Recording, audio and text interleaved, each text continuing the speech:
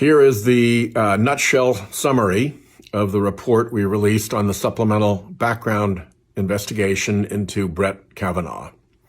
The first finding is that all that talk about the FBI having free rein and able to interview who it wanted was completely false. The entire investigation was completely directed by the White House, with the FBI only as the mere agent of the White House. The second point is that when we were told that this was done by the book, that was highly misleading because for supplemental background investigations, it turns out there is no book. We also found out that the directions were not to pursue corroborating evidence, only direct evidence. And then the Republican senators voting for Kavanaugh all said, oh, look, no corroborating evidence. Well, that was the plan all along. The last thing, the tip line was a complete sham. No tip was ever investigated by the FBI. The Kavanaugh tips were sorted out of regular FBI tip line traffic and delivered to the White House uninvestigated, where they all died, unless they were used to direct the FBI away from any good, meaningful witnesses. So this was not a legit investigation, as I think many of us surmised. Welcome to another Hot Take. It's a crossover episode, Legal AF and Court Accountability Action. Michael Popok with Alex Aronson. We're going to be doing this on a regular basis. Help this new channel, Legal AF MTN, get to 250,000 subscribers before the month is over. We're only 3 weeks old and we're almost there now, but only with your help. Free subscribe, and more importantly, or as importantly, tell other people and get them over to this network for this great new content you can't get anywhere else. On this particular Hot Take, Alex and I are going to drill down, led by Alex, on more ethics scandals that Court Accountability Action is shining a light on at the United States Supreme Court. We're going to talk about Kavanaugh and what we've learned by the Senate Judiciary Committee, and why he should never have been anywhere near the Supreme Court, let alone standing in judgment of us all as one of nine. And Sam Alito, well, if it's a day of the week, it must be a Sam Alito scandal. And so we have another one that Alex will detail, and some other really amazing things that we didn't know, I didn't know, and you're going to find fascinating on the edge of your seat that Alex is going to tell you from their investigative reporting over at Court Accountability Action. Let me welcome Alex. Alex, how are you? Hey, Popok, it's good to be with you today. It was great to have breakfast with you. This one's going to get grimy because, man, I mean, the Kavanaugh stuff is it's just scandalous and outrageous, and it's been completely memory hold and buried. And there's a lot we need to learn. I mean, we learned so much from this report out of my old office, Senator Whitehouse's office today, on this investigation that I helped launch for the senator in the aftermath of the Kavanaugh cover-up, which led to his confirmation, of course. Yeah, so why don't you dive right in? Because who has it at their fingertips and on the tip of their tongue better than you? Let's go. Yeah, so I mean, I think one sort of scene setter is that even before these really credible sexual assault allegations came out against Kavanaugh, two extremely credible allegations, one from Christine Blasey Ford and another from Deborah Ramirez, whom Kavanaugh sexually assaulted as a college student in Yale in 1987. She in particular got really buried. She never even had a chance to testify at the hearing. Kavanaugh's confirmation was deeply scandalous. This guy was a dyed-in-the-wool partisan warrior. A new book from David Brock called Stench really exposes this. Stench was friends with Kavanaugh. He was in this world, and it really paints a picture of a guy who was a rabid partisan warrior, of course, deeply connected to the Federalist Society, working in the George W. Bush administration with Leonard Leo to start picking a lot of these judges even back then in the early 2000s. And he lied. The guy lied in his circuit court confirmation. He lied again in his Supreme Court confirmation about a whole host of things. His work on the Ken Starr investigation into Bill Clinton, where he was the sort of very clearly understood, and Brock gets into this, to be the leaker of salacious grand jury testimony and material, a criminal violation of grand jury secrecy rules, where he was in receipt of stolen strategy memos from my partner at Court Accountability Action, Lisa Graves. All this stuff was put to him. There were hundreds of thousands of pages of his record in the White House that never saw the light of day. They asserted, completely baselessly non-existent privileges to withhold these documents. And so even before these sexual assault allegations came to light, that confirmation was proceeding under a cloud of, serious suspicion and, evidence we thought of a very clear perjury. And for me, it was a seminal and sort of really life-changing experience working on that confirmation, because it really drove home to me the extent to which this right-wing apparatus was willing to lie and cheat and wield these levers of power to secure this ultimate power, these life-tenured seats on the Supreme Court.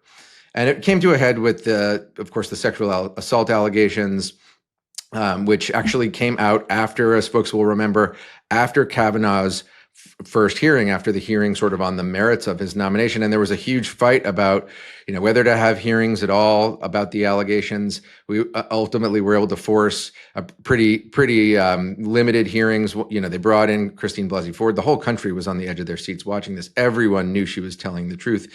The Republican senators sitting in the room, very clearly, to sort of my eye, reading their body language, their discomfort as they outsourced questioning of this victim to a female prosecutor in this kind of really cringy move. Whenever you, by the way, let me interrupt for a minute so that our audience understands that. That was a I've never seen in confirmation hearings that, like you said, it was outsourced to a female prosecutor so that the old white guys and Mitch McConnell and others on the committee didn't have to sully their hands. I thought it was insulting to women, and there was no precedent for it, right? No, it was gross. I mean, it was so painful just to be in that room. I mean, the kind of the feeling I get even thinking about it now in my body, the experience of sitting in that room is visceral.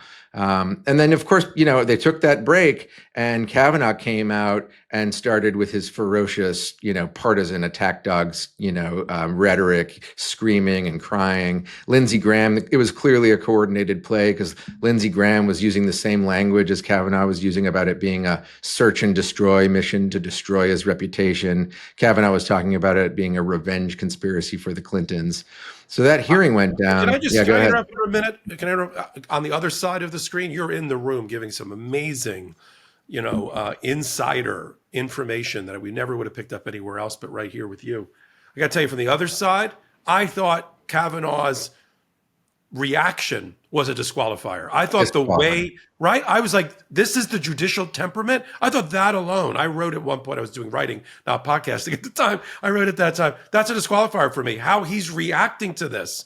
He thinks he's taking a page out of Clarence Thomas's book with this is a high-tech lynching. He went beyond it. He showed a lack of judicial temperament that I didn't want anywhere near the Supreme Court. And that didn't get enough press either because of the velocity at which Mitch McConnell was running this thing. Yeah, and frankly, they caught the Democrats on their heels there, right? I think the Democrats came into that afternoon session of the hearing feeling like, oh my gosh, this guy's on the ropes. That was incredibly devastating, credible testimony from this victim of his abuse.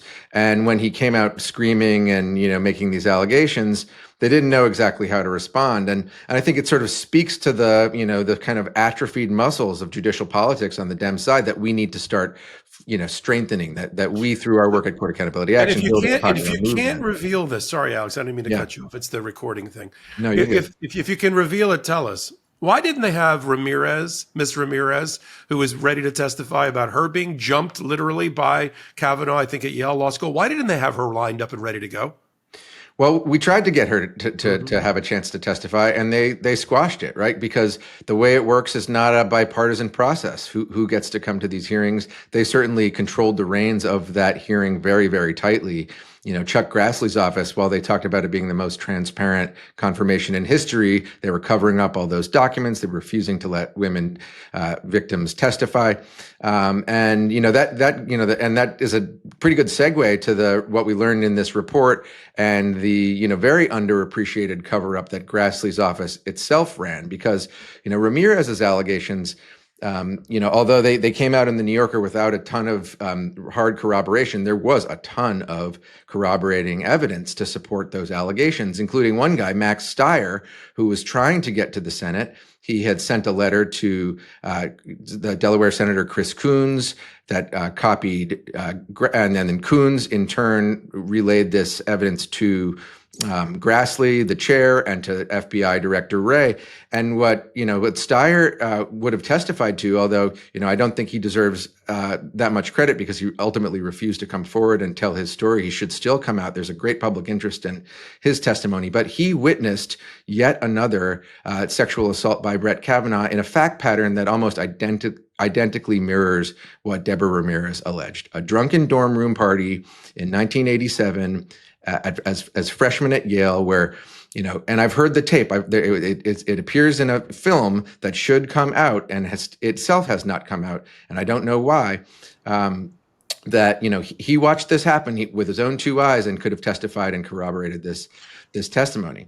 Yeah, I saw that guy and I saw the clip, and I've been waiting for a year for the documentary to come out. Let me putting aside that Kavanaugh was bought and paid for by the NRA. In order to achieve their agenda, along with Gorsuch, shouldn't have been anywhere on there. Lied during his confirmation hearing on things like he would not overturn precedent, including super precedent like Roe versus Wade. That we know was a lie. Part of, as one of your colleagues said on another hot take with us, part of the reason this ban was brought together on the United States Supreme Court to accomplish these agenda. We know now that, and the world knows that Brett Kavanaugh was accused by multiple women and male observers of having sexually assaulted women at various stages in his life when he was an adult. I don't want to hear he liked beer and he was 18. I don't care about that. And so now that we have this information, what was the purpose of your old office, of Senator Whitehouse, of the Senate Democrats and the Judiciary Committee, bringing it out now? What are we supposed to do with this information other than it's an X-ray to see that he's as disgusting and despicable as we thought he was? What can we do about it? Yeah. Well, so, before we get there, I think it is important. I know we don't want to go too long here because there's so much to unpack. After that crazy hearing, the Republicans, revealed themselves as not wanting to get to the truth here. The guy who was running the show for Grassley, he said he was unfazed and determined, we're going to confirm Judge Kavanaugh. They did not care what actually came to light. They just wanted to check the box. And the very next day, they tried to hold a vote to push the nominee forward. Jeff Flake, the Republican senator from Arizona, ultimately insisted that there be a FBI investigation, that they reopen the background investigation into these credible allegations. So that was a condition for the confirmation to move forward. And then they had 1 week for the FBI to do this. And President Trump, said they're going to have free reign to investigate this stuff. They're going to be able to talk to all the witnesses. And the purpose of this investigation by the Senate, by Senator Whitehouse, was to find out what happened, right? We know that thousands of tips flooded in, and that, the FBI was nominally supposed to be doing this interview, this interview and investigative process. But what this investigation found, and I as I mentioned, worked on this investigation when it started, was that investigation itself was corruptly constrained by the Trump White House. They, these lawyers for the victims sent letters to the FBI. They told them that there were these corroborating witnesses, and the Trump White House disallowed the FBI from even talking to those people. And so, White House made a promise to Christine Blasey Ford that he wasn't going to let this go because it was an affront to justice. It was she had showed remarkable bravery to come forward and subject herself to the trolls and doxing and abuse that she has suffered since then. And so it's just a matter of justice.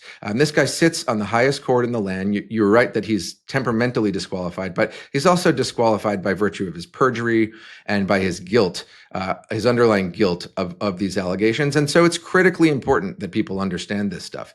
And so I think White House deserves great credit in pursuing this. And then there's a big question, what happens now? I think we cannot accept that this is the end of the story.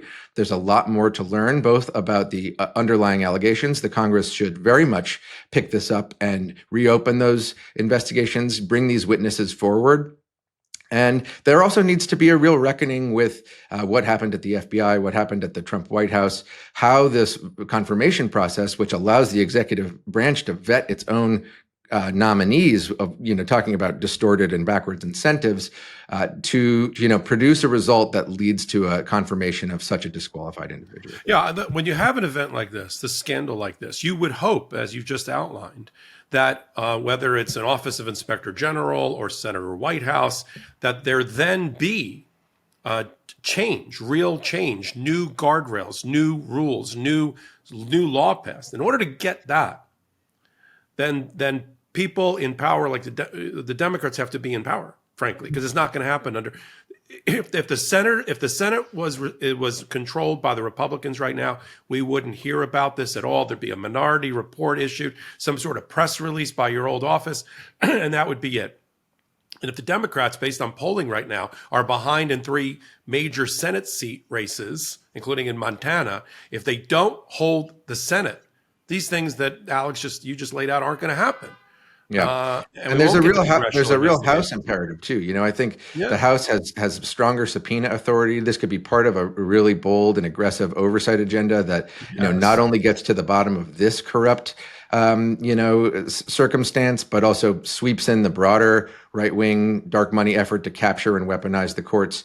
And so having those people in positions of authority with gavels and subpoena power is going to be essential if we hope to get to the bottom of this. And ultimately, to my mind, Kavanaugh needs to be impeached and removed from the court. You're so right about that, and that starts in the House too. I didn't mean to undercut the fact that the Democrats have to get the House too. We saw what MAG has done with the oversight and the Judiciary Committee in the hands of those 2 clowns, but with real responsible people. But you're right. It's not just that that White House made a commitment to Blasey Ford, which he did, and obviously it's that we can't allow corruption and scandal to go, as you said, unaddressed. That's not the constitutional republic that I signed up to be a part of. Yeah, I mean, there's a political imperative and there's a decency and justice imperative. That's right. Decency and justice, because this is obviously the only right thing to do, is to pursue the truth and hold these actors accountable. And then there's a political imperative. Just imagine if you mentioned the MAGA, chairs in the House. Imagine if the shoe were. Look what they've done with completely cooked up, evidence sent to them by Russian operatives. They've driven political narrative for years now with it. And if the shoe were on the other foot and these circumstances were present with a Democratic nominee, this is all we would hear about. Yeah, there's that human quality that you just mentioned is completely lacking in the other party. Decency. Yeah. All I've seen is indecent proposals and other things from that party. I'm glad you're here with us. I'm glad we're rowing together, collaborating together on a regular basis on Legal AF MTN and Court Accountability Action. You can find the link to Court Accountability Action in their playlist right here on this particular YouTube channel. We're building this channel with our bare hands and with your help in the audience. And we really appreciate, both from Alex and me perspective, the fact that we're already at 185,000 plus in 3 weeks' time, heading for, I thought, 200,000 by Halloween. It's going to be 200,000 by the weekend and then beyond. And the bigger we get, the more your voice is heard. It's not just numbers. It's not ego. I don't, to be frankly, I don't care about the numbers. I care about having a large enough platform as a home for people to come to learn about law and politics, the intersection of them, and for your voice to be heard. The bigger we are, the more your voice is heard. Thanks for being here on Legal AF MTN. In collaboration with the Midas Touch Network, we just launched the Legal AF YouTube channel. Help us build this pro-democracy channel where I'll be curating the top stories, the intersection of law and politics. Go to YouTube now and free subscribe at Legal AF MTN. That's at Legal AF MTN.